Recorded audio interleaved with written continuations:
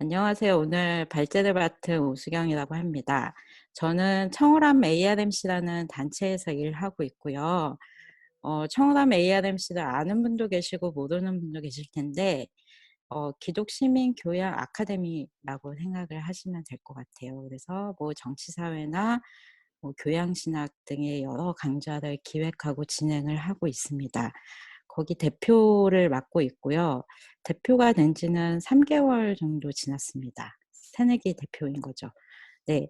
저는 제 소개를 잠깐 하자면 저는 한국의 복음주의 학생 선교단체들이 많이 있는데 그 선교단체들 안에서 쭉 간사도 하고 뭐 연합기관 간사도 하면서 쭉 성장을 했고요. 9년 전부터는 청월함에서 일을 하고 있습니다. 네.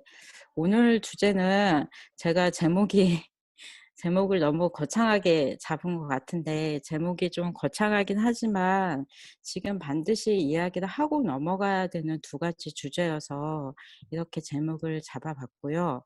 네, 모두가 아시겠지만 코로나 바이러스와 또 최근 한국 사회에 큰 충격을 주고 있는 N번방 사건을 중심으로 오늘 이야기를 나눌까 합니다. 제가 앞에 이제 강의하신 두 분의 대가 교수님들의 발제를 들었었는데요. 워낙 이렇게 강의를 너무 잘하시는 교수님들이어서 저는 어떻게 해야 되나 너무 황망한 마음이긴 하지만 지금 제가 경험하고 있는 현상에 관해서 문제의식을 공유하고 함께 토론하는 형태로 진행을 해볼까 합니다. 많은 분들이 그러시겠지만 코로나19 이후에 관해 고민이 많으실 텐데요. 저 역시도 마찬가지입니다. 우리가 다시 예전으로 돌아갈 수 있을지, 돌아갈 수 없다면 무엇이 어떻게 변해야 될지, 그런 변화에 따른 뉴 노멀은 무엇인지 질문이 굉장히 많아지는데요. 이에 관해서는 앞으로 많은 분들이 이야기를 해줄 것 같아요. 그래서 저는 간단하게 두 가지만 언급을 하고 지나갈까 합니다. 첫 번째는 한국 사회에 대해서인데요. 코로나19 이후 한국 사회는 어떻게 변화할까? 이에 관해서 이제 며칠 전에 제 패친이신 권김현영 여성주의 연구활동가 선생님이 제 페북에 쓰신 코멘트가 굉장히 인상적이었었어요. 신천지 요양병원 시설, 코인 노래방, 대형교회, 콜센터, 유흥업소, 학원, 2020년 한국 사회에 대한 인류학 보고서 같은 키워드들, 구로 콜센터, 강남 유흥업소, 노량진 학원가 이렇게 지역명까지 붙이면 사회적 지리학이 되겠다라는 그런 이야기를 해주셨는데요. 어떤 사회든 재난은 그 사회의 가장 어둡고 약한 면을 드러낸다고 합니다. 한국 사회에서 코로나19 감염이 확산된 흐름을 살펴보면 한국 사회의 단면을 볼 수 있는데요. 우선 가장 이제 증폭되었던 신천지 같은 경우에는 종교의 역할과 청년 세대 문제를 건드리고 있고, 또 요양병원과 각종 시설 문제는 복지와 돌봄 노동의 공백을 드러내고 있습니다. 또 대형교회 문제 같은 경우에는 한국 교회의 현재와 미래를 가늠해 볼 수 있는 잣대가 되고 있고요. 또 콜센터 여성들이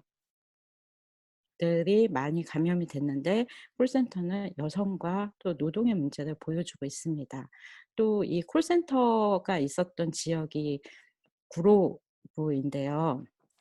한국에 계신 분들 알겠지만 주로 이렇게 중저층 이렇게 분들이 계시는 그런 노동 밀집 지역입니다. 구로 콜센터와 강남 유학생 귀국자들을 대비시키며 계급의 문제가 드러나기도 합니다. 유흥업소 문제는 이따가 별도 말씀드릴 텐데요. 여기서 만나게 되는 한국 사회 결정적 문제는 불평등의 문제인 것 같아요. 코로나19가 장기 불황을 가져올 수밖에 없고, 그렇다면 사회 가장 밑바닥부터 무너질 텐데 안 그래도 심한 계급 격차가 더 심해지겠고, 또 각종 불평등이 더 심화될 것입니다. 그리고 각종 혐오는 더 거세질 것이고요. 이에 관해 우리는 어떤 지혜가 필요할지 좀 고민을 해봐야 될 것 같아요. 저는 IMF를 예로 들고 싶은데요. IMF 때 저희가 으쌰으쌰해서 국난 극복한 결과가 비정규직을 만드는 신자유주의적인 질서였잖아요. 그건 엄밀히 말해서 극복은 아니었던 것 같아요. 시스템의 악화를 가져왔죠. 이 재난의 결과가 결국 사회적 격차와 불평등 심화, 혐오의 확산이라면 그게 더 큰 재난이지 않을까 싶습니다. 한국 사회에서는 요즘에 그 재난 긴급 생활비 지원에 관한 이야기를 많이 하고 있어요. 그래서 뭐 70%까지 줘야 되느냐, 뭐 전 국민에게 줘야 되느냐, 어느 지역은 얼마 주고 어느 지역은 얼마 주고 청년에게는 얼마 주고 뭐 이런 이야기들을 하고 있는데, 좀 더 나은 사회를 위해서는 이참에 보편적 기본소득에 관해서 이야기해 보면 어떨까 싶습니다. 그리고 보건이나 의료, 교육 같은 이런 공공 영역의 곳들을 시장 질서에 맡기지 않고 공공성을 더 강화하는 정책을 수립하는 데 저희가 지혜를 모으면 어떨까 싶고요. 최근 인상 깊었던 게 포르투갈의 경우인데요. 코로나19가 수습될 때까지 이주자나 난민에게 시민권을 부여한다고 발표를 해서 저는 그게 인상적이었는데요. 사회가 어떻게 배제와 혐오보다는 환대와 공존을 지향할 수 있을지 함께 이야기해 보면 좋을 것 같습니다. 이런 의식의 변화를 어떻게 이끌어낼 것인가, 이게 굉장히 지금 현재 저희가 직면한 중요한 질문이라고 생각합니다. 그다음에 한국교회 문제인데요. 이에 관해서는 두 텍스트를 제가 가지고 왔습니다. 엄기호 사회학자 엄기호 선생님 같은 경우는 많은 분들이 잘 아실 텐데요. 지지난주에 저희 청월하면서 강의를 하실 때 이런 말씀을 하셨어요. "한국 교회는 구원의 방주가 될 것인가, 재난의 배양 접시가 될 것인가." 이런 말씀을 하셨는데요. 저는 이번 코로나19 재난을 경험하면서 세월호 참사를 많이 생각했습니다. 그때나 지금이나 종교는 재난 앞에서 참 할 말이 없구나라는 그런 생각을 하면서 절망하기도 했는데요. 역사에 비춰보자면 1755년에 리스본 대지진 때도 마찬가지였던 것 같아요. 당시 교회는 재앙과 신의 섭리는 상관이 없다라는 결론을 내리게 됐죠. 세월호 참사 때도 마찬가지였습니다. 제 주변 여러 명이 교회를 그때 떠났는데요. 재난에 대처하는 교회 행태, 또 텅 빈 고난, 인간의 고난과 또 고통에 관해서 텅 빈 신앙의 언어에 굉장히 실망했기 때문인데요. 코로나19 상황 앞에서 앞으로 교회는 어떻게 변화해야 할지 참 고민이 됩니다. 요즘에 그 뭐 예배를 온라인에서 드리느니 마느니, 뭐 또 가정 예배를 대체하느니 이런 논란들이 굉장히 많이 있는데, 그런 논란을 넘어서서 어떻게 사회에서 기여할 수 있을까? 사회의 보편성에 교회가 기여할 수 있을까? 이런 고민을 하게 됩니다. 그래서 이제 최종원 교수님 텍스트를 요즘에 되게 많이 되새겨보게 되는데요. 뭐 교회가 구원의 방주인가, 재난의 배양 접시인가, 또 한국 교회는 어떻게 한국 사회의 보편적 발전에 기여하는 고등 종교가 될 것인가, 이런 문제를 같이 고민을 해봤으면 좋겠습니다. 그다음에는 두 번째 바이러스에 대한 이야기인데요. 제가 제목을 너무 거창하게 지은 것 같은데요. 두 개의 바이러스라고 정해봤는데, 제가 엠번방을 코로나19와 함께 배치한 몇 가지 이유가 있는데, 첫 번째는 원인 없는 현상은 없다는 공통점이 있기 때문입니다. 또 두 번째는 누가 감염됐는지 모른다는 이유 때문입니다. 그리고 세 번째는 백신이 필요하다는 겁니다. 네, 이런 점에서 비슷하게 봤는데, 하나하나 차근차근 설명을 하도록 하겠습니다. 엠번방 사건을 보고 많은 분들이 놀라셨을 텐데요. 제 주변에도 평소에 이런 문제에 전혀 관심이 없던 둔감하신 분들도 이번 사건에 대해서만큼은 대분노하시면서 SNS에 국민청원 링크를 공유하시고 엠번방 꼭 잡아야 된다, 막 이렇게 얘기를 하시더라고요. 그런데 저는 그게 좀 의아했었어요. 엠번방이 그렇게 예외적인 사건일까? '라는 그런 생각이 들었었거든요. 오히려 '우리 사회가 차곡차곡 쌓은 문화의 결과가 아닐까.'라는 생각을 했습니다. 무슨 말이냐면요.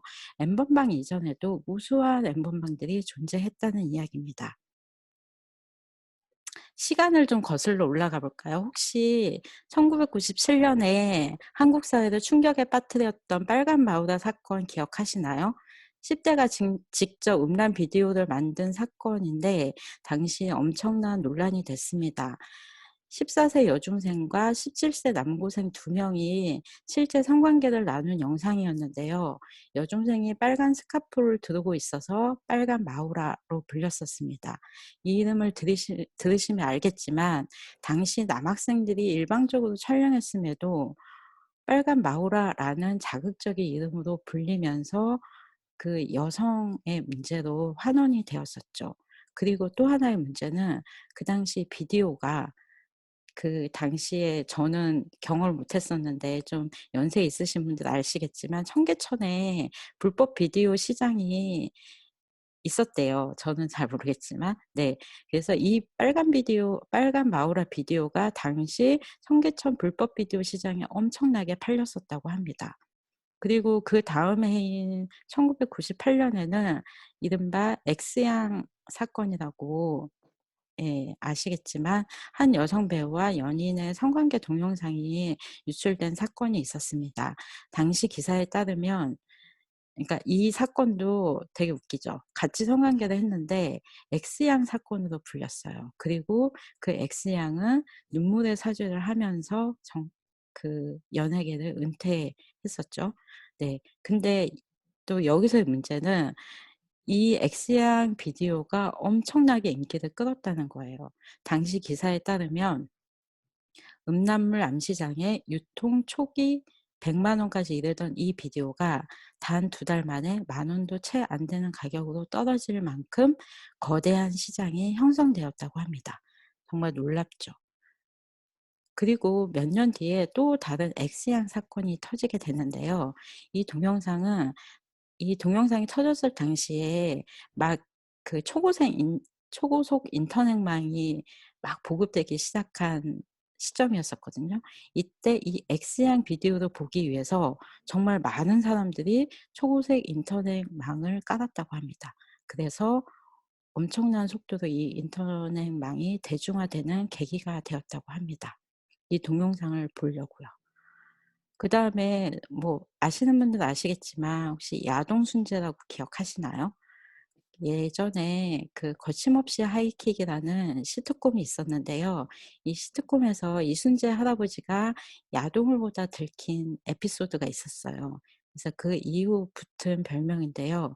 우리가 이렇게 야동 순재를 유머 삼아서 소비를 했었잖아요. 낄낄거리면서 소비를 했었잖아요. 근데 이렇게 우리가 소비하는 사이 당시에 음란물 관련 검색 사이트가 3 배에서 4배 정도 증가했다고 합니다. 이게 어떤 뭐 특정한 지역적인 현상이 아니라 굉장히 전 국민적인 일관된 현상으로 진행이 되었었다는 거죠. 과연 이걸 소비하던 사람들이 특별히 괴물이거나 악마였을까요? 네. 이런 문제는 결국 산업과 연결이 되는데요. IMF 이따가 또 살펴보겠지만 IMF 이후에 유흥업소가 대거 등장하게 됩니다. 그리고 소위 룸살롱이라고 하는 그런 밀폐된 그런 성매매 관련된 업소들이 등장하게 되는데요. 이런 룸살롱 문화는 최근 버닝썬 등으로 최근까지도 성행하고 있죠. 그리고 이 오프라인 산업은 인터넷의 발달로 더 발전하게 됩니다. 이 룸살롱 문화가 무엇에 영향을 줬냐면 소라넷에 영향을 줬어요. 1999 년도에 소라의 가이드라는 이름으로 소라넷이 생겨났는데 그때 이 사이트의 목적이 뭐였냐면 성매매 업소 후기를 공유하는 사이트였었대요. 이게 나중에 소라넷으로 발전을 한 거죠. 소라넷이 얼마나 나쁜 곳인지 잘 아실 텐데요. 여성을 대상으로 한 성범죄를 공모하고 그것을 불법 촬영하여 공유했죠. 혹시 국산 야동이라는 단어를 들어보셨는지 모르겠는데요. 의식이 없는 여성을 성폭행하는 이른바 스누프 필름을 공유하는 곳으로도 유명했죠. 결국 이제 여성 단체나 시민사회의 끈질긴 문제 제기로 소라넷은 무려 17년 만인 2016년에야 드디어 폐쇄되는데요. 그러면 소라넷이 없어졌다고 이런 문화가 없어졌을까요? 전혀 아니죠. 그 이후에는 웹하드 카르텔이 전면에 등장하게 됩니다.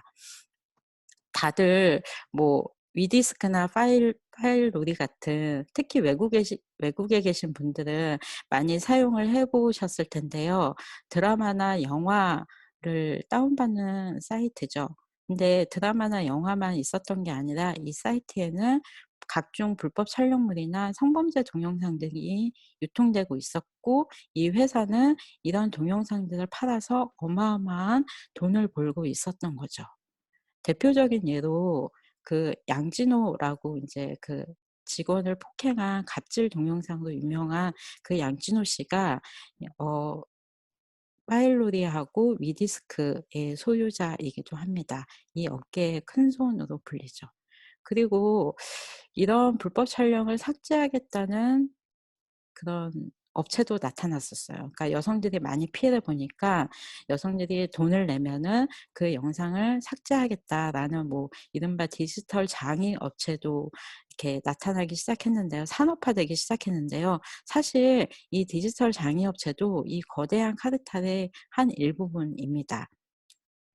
뭐 양진호 사장의 구속으로 이 웹하드 카르텔이 전면에 드러났고, 그게 인제 수사로 이어지는 것 같았지만, 이 웹하드는 이후에 법방이라는 라이브 방으로 발전을 하게 돼요. 그러니까 많은 여성, 저도 그 원고 쓰기 위해서 그 법방을 한번 접속해 본 적이 있었는데요. 사이버 포주가 여성들을 전시하고 뭐 별풍선 몇 개를 쏘면 더 자극적인 행위를 하는, 성관계를 맺는 그런 비밀방을 알려주는 구조거든요. 그러니까 엠번방 구조하고 똑같은 거고, 사실 엠번방에서 범죄한 그 범죄자들이 이런 그 이른바 형님들의 이런 그 구조를 보고 배우지 않았나, 그런 생각이 듭니다. 그리고 또 앙톡이나 이런 랜덤 채팅방도 있는데요. 접속하면 바로 채팅 상대와 연결이 되고, 또 실제로 그 성매매까지 연결이 되는, 예, 구조입니다. 이런 랜덤 채팅방의 주로 피해자는 여성 청소년들입니다. 네. 이렇게 해서 엠번방이 드러나게 됐고, 엠번방 이전에는 또 카톡방에서 또 활발하게 문란물을 공유하기도 했죠. 그다음에 이렇게 무수한 엠번방들이 존재를 했는데, 엠번방이 사라졌다고 또 사라질까요? 아니죠. 디스코드라는 곳으로 최근에 많이 이동을 했다고 하는데요. 디스코드는 그 게임하면서 채팅을 할 수 있는 그런 SNS, 그런 그 뭐지? 네, 방이라고 합니다. 그다음에 그 작년에 문제가 됐었는데, 다크웹이라고 해서 웰컴 투 비디오라는 그런 그러니까 소아 여성 성착취, 성범죄 그 사이트가 적발이 됐었는데요. 그거의 운영자가 한국의 손종우라는 사람이죠. 네, 이렇게 엠번방 이전에 무수한 엠번방들이 존재했다는 걸 말씀드리기 위해서 제가 간단하게나마 역사를 정리해 봤는데요. 제가 여기서 공유하고 싶은 문제의식은, 우리 사회에 만연한 성착취 문화가 존재했기 때문에 엠번방이 존재할 수 있었다는 겁니다. 또 두 번째 문제의식은, 기술의 발달과 함께 이런 문화가 더 발전하고 있다는 겁니다. 앞서 말씀드린 대로 그 뭐 각종 라이브 방이나 엠번방, 그다음에 디스코드, 그다음에 다크웹 같은 경우에는 실제로 검색에 잡히지 않는 굉장히 어둠의 세계의 그 사이트인데요. 이런 사이트가 도대체 얼마나 있는지 저희는 가늠할 수 없습니다. 간단하게 말씀드리자면, 대를 이어 성착취 문화가 매피만 바꾼 채 이어지고 있다는 겁니다. 그리고 그 아들들은 성에 관한 왜곡된 관점을 학습하고 성폭행이나 성착취 문화에 관한 감각을 가지지 못한 채 성장하고 있고요. 네. 이거는 제가 그 며칠 전에 원고를 보낸 아직 그 발행되지 않은 원고의 일부인데요. 읽어 보자면 이렇습니다. "이 카르텔은 생산자와 유통자와 참여자와 소비자의 유기적이고 능동적인 협업을 통해 성장했다." 그러니까 2020년 우리가 알게 된 엠번방 속 남성들은 갑자기 나타난 괴물이나 악마가 아니라 우리 사회 속에서 차곡차곡 쌓아온 서사의 결과다. 빨간 마우라 비디오를 돌려보고 룸살롱에서 비즈니스하며 여성을 거래하던 아버지의 얼굴에서 여성을 성적으로 학대하는 것을 그저 게임으로 여기는 이들의 아들의 얼굴로 바뀌었을 뿐이다. 이런 문제의식을 통과하지 않고는 엠번방 사건을 제대로 볼 수 없다고 생각합니다. 그리고 또 이런 이렇게 되게 극악한 문화들을 제가 공유를 했는데 사실 그 이렇게 남성들은 사회 속에서 굉장히 이게 성에 대한 관대한 처분을 받아왔어요. 예, 이런 경우인데요.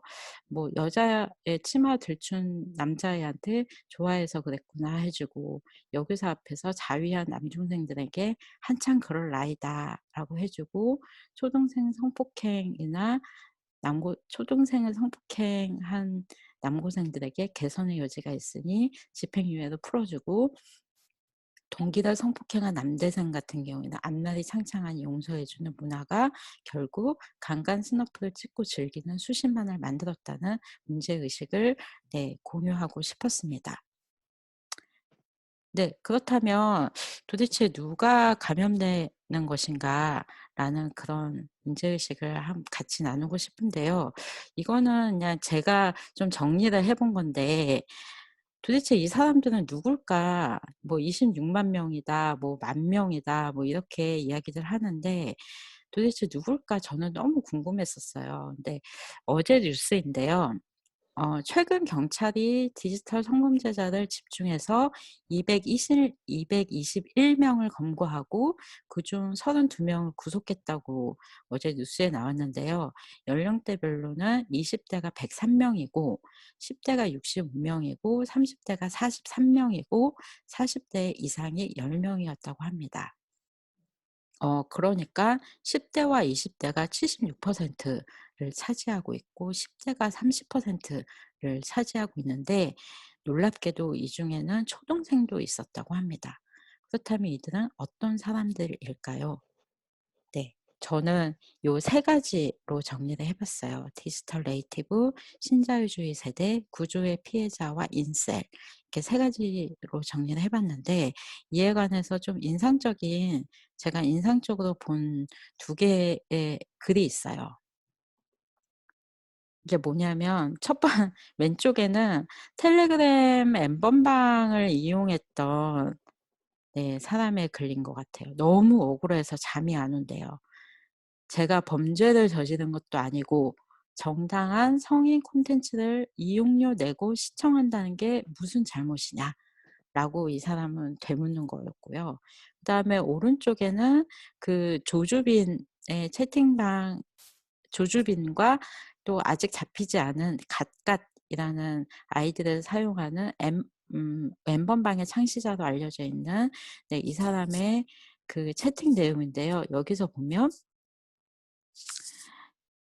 "이게 게임이야. 노예가 1년 버티면 풀어 주고 도망가면 뿌리는 게임."이라고, 그러니까 여성을 성착취한 거를 게임이라고 표현을 하는 거죠. 네. 저는 이 두 개의 글이 굉장히 충격적이었는데요. 그러니까 이를테면 이 디지털 네이티브 세대에게는 여성들이 그저 게임 속 플레이어라는 거죠. 그러니까 그 플레이어를 돈을 내고 조종을 하면서 음 만능감을 느끼는 거예요. 내가 조종하는 대로 저 플레이어가 따라주면은 굉장히 기쁘고 즐거운 거죠. 그리고 거기서 그 자신의 자아가 굉장히 부풀어지는 것을 경험을 하게 되는 거죠. 그리고 이 디지털 네이티브 세대 같은 경우에는 인간의 물성을 통과하지 않고 바로 디지털로 인간을 접하기 때문에 그런 어떤 인간을 존중하거나 또 인간을 인간으로 대하는 그런 감각 자체가 무뎌진 게 아닌가라는 그런 생각이 들고, 또 관계를 맺는 것 자체를 제대로 배우지 못한 세대가 아닌가라는 그런 생각이 듭니다. 그다음에는 신자유주의 세대의 문제인데요. 그러니까 지금 10 대, 20대 같은 경우에는 저희가 IMF가 1997 년에 발생을 했으니까 태어나자마자 주의 체제에서 자란 세대인데요. 뭐 이 세대 같은 경우에는 뭐 쪼끔 더 사회학적인 관점이 필요하겠지만, 돈이면 된다는 물질 만능주의나 또 목적을 위해 인간을 도구화하는 사고방식으로 또 무장된 세대가 아닌가라는 그런 생각이 듭니다. 그다음에 구조의 피해자와 인셀 문제인데요. 어 지금 10 대, 20대 같은 경우에는 여성도 마찬가지지만 남성 같은 경우도 '내가 구조의 피해자다.'라는 그런 의식이 굉장히 팽배해 있어서 사회적 갈등이 되고 있는데요. 또 이런 피해자들은 너무 쉽게 그 여성을 향한 공격성을 드러내는 특징이 있습니다. 그리고 그 여성을 정복시키거나 또 그 여성을 도구화함으로써 남성으로서의 자아를 찾으려는 그런 성향을 가지고 있는데요. 그리고 최근 이렇게 조커 같은 영화에도 이제 문제가 됐었던 인셀, 뭐 예 뭐라고 표현할 수 있을까요? 모태 솔로라고 표현할 수 있을까요? 네. 어쨌든 이런 문제가 있고, 또 그 제 나름대로 '누가 이런, 그러니까 엠번방에 감염이 되었을까?'라는 문제를 생각해 봤을 때 요렇게 정리를 한번 해볼 수 있었습니다. 그다음에 또 저의 궁금증은 이건데요. '코로나19 시대와 성착취는 어떻게 연결될까?' 하는 문제입니다. 네. 아까 이제 IMF 사례를 잠깐 얘기했었는데요. 여기서 이제 김주희 선생님이라고 오랫동안 성매매 관련된 그 연구를 하신 페미니스트가 있는데, 이 김주희 선생님이 최근에 대담을 한 기사가 있어요. 나중에 이 출처를 밝혀놨는데 나중에 한번 읽어 보시면 오늘 제가 한 얘기들을 더 자세하고 전문적으로 보실 수 있는데요. 이분의 이제 평가에 의하면 1997년 IMF 외환위기 이후 유흥업소 창업을 지원하는 데 대출 상품들이 대거 등장했다고 합니다. 즉 뭐냐면 그 불황과 맞물려서 성산업이 더 활성화되었다는 거죠. 그렇다면 코로나19라는 불황은 성산업과 어떻게 연결될 것인가? 네. 최근 이제 강남 룸살롱 집단 감염 사례가 발생했죠. 이 사례에서 볼 수 있듯이 성산업은 한 번도 불황을 맞은 적이 없습니다. 네. 그러면 이 물리적 거리 두기가 강화되면 강화될수록, 또 집에서 생활하는 시간이 늘어나면 늘어날수록 성산업은 어떻게 변화가 될까요? 네. 그 오른쪽에 있는 거는 이제 며칠 전에 그 룸살롱 이제 그 확진 사례가 늘어나니까 많은 남성들이 당분간 유흥을 끊겠다는 선언을 되게 비장하게 했다는 그런 소식인데요. 저는 무슨 독립선언하는 줄 알았어요. 네. 암튼 이런 선언을 했는데 과연 남성들이 끊을까요? 네. 저는 안 끊는다에 저의 왜 제 재산에 500 원을 걸겠습니다. 네. 최근 코로나19 여파로 모든 산업이 타격을 입었는데요. 유일하게 타격을 입지 않은 분야가 있다고 해요. 뭐냐면 게임 산업이라고 합니다. 즉 온라인을 통해서 모든 것들을 해결하게 되는 게 있는 거죠. 이들은 아마 오피라고 들어보셨는지 모르지만 오피스텔에서 그 성매매를 하는 행위를 얘기합니다. 오피나 랜덤 채팅 등 더 프라이빗한 공간으로 숨어들 것이고 온라인으로 흘러 들어갈 것입니다. 지금은 엠번방 사건이 이렇게 들춰지면서 잠깐 위축되는 것 같지만 더 고도의 기술을 집약적으로 투자하여서 성산업이 발달할 것이라고 저는 감히 예측을 해 봅니다. 되게 슬픈 예측이고 빗나갔으면 하는 예측입니다. 그렇다면 백신은 도대체 어디에 있을까요? 한번 찾아볼까요? 네. 저는 여기서 이제 두 가지를 얘기하고 싶은데요. 일단은 아까 이제 디지털 네이티브 얘기를 했는데 이 이슈는 결국 기술의 문제와도 연결이 되는 것 같아요. 그러니까 10 대, 20대 남성들이 플랫폼을 활용해서 성착취 범죄를 공모할 때 그것을 감지하고 추적하여 신고하는 운동도 같이 일어났습니다. 즉 디지털 네이티브에는 디지털 네이티브가 맞서서 싸우고 있는 거죠. 그러니까 이를테면 한국 사이버 성폭력 대응센터나 또 추적단 불꽃, 리셋 같은 그런 여성들이 이제 이 엠번방 사건을 계속 밝혀내고 또 그 디지털 성범죄를 계속 공론화하고 있습니다. 이번 엠번방 사건 같은 경우도 가장 처음에 이걸 알린 곳이 추적단 불꽃이에요. 이 여기에 활동하는 분들은 기자를 지망하는 대학생들인데 이제 그 대학생 기사 공모전 준비를 하다가 우연히 이 엠번방의 실태를 알게 됐고 이거를 이제 그 잠입해서 조사해서 경찰에 신고해 하고 여러 언론사하고 이제 협업을 해서 공론화하게 됐죠. 그러니까 이 사람들이 없었다면 우리는 엠번방에 대해서 전혀 알지 못했을 것입니다. 그리고 그 이후에는 리셋이라는 자발적인 여성 운동이 일어났는데요. 이분들이 지금 이제 그런 엠번방이나 여러 이제 그 이렇게 방들에 잠입해서 잠입해서 그걸 신고하는 활동을 하고 있습니다. 즉 뭐냐면 기존의 시민 사회와 언론, 제도에는 한계가 있다는 거예요.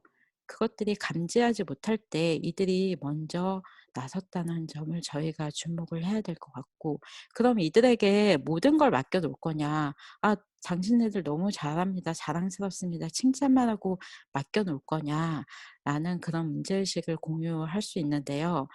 어 시사인의 청관율 기자님이 이번 사태를 협업적 성착취로 규정을 했습니다. 즉 성착취를 하기 위해서 다양한 뭐 그걸 만드는 사람, 공유하는 사람, 유포하는 뭐 이렇게 소지하는 사람, 뭐 다운받는 사람 그러니까 이런 다양한 남성들이 협업해서 결국 성착취라는 어떤 하나의 문화가 형성이 카르텔이 형성이 된다고 봤는데요. 이 협업적 성착취에는 결국 협업적으로 성착취를 해결하는 그런 사람들이 협력을 해야 될 것 같다는 그런 생각을 합니다. 그래서 그 영화 불새 감독 김보라 감독님이 이런 말씀을 하셨는데 "엠번방 사건이 제대로 처벌받지 않는다면 공동체 안의 불신은 더욱더 커질 것이다. 나는 이번 사건에서만큼은 남자들이 힘을 합쳐 싸워주길 바란다. 우리에겐 그나마 나은 한국 남자가 아니라 정말로 아름다운 한국 남자들이 필요하다."라는 것입니다. 네. 이게 이 사건을 접했을 때 많은 남성분들이 함께 공분을 해 주신 건 전 정말 고마운데요. 한편으로는 그 공분이 사실은 '나는 아니야.'라는 하나의 알리바이로 활용되지 않을까라는 생각이 듭니다. 그러니까 이런 대화를 나누다 보면 또 어떤 남성분들은 되게 불쾌해하세요. 그러면 '내가 잠재적 범죄자라도 된다는 거냐?' 하시면서 되게 불쾌해하시기도 하는데 사실은 그런 잠재적 범죄자가 되기 싫다면 이 문제에서 함께 적극적으로 나서 줘서 함께 해결하는 협력 주체가 되면 좋다고 저는 생각을 하고 그걸 강력하게 요청을 하고 싶습니다.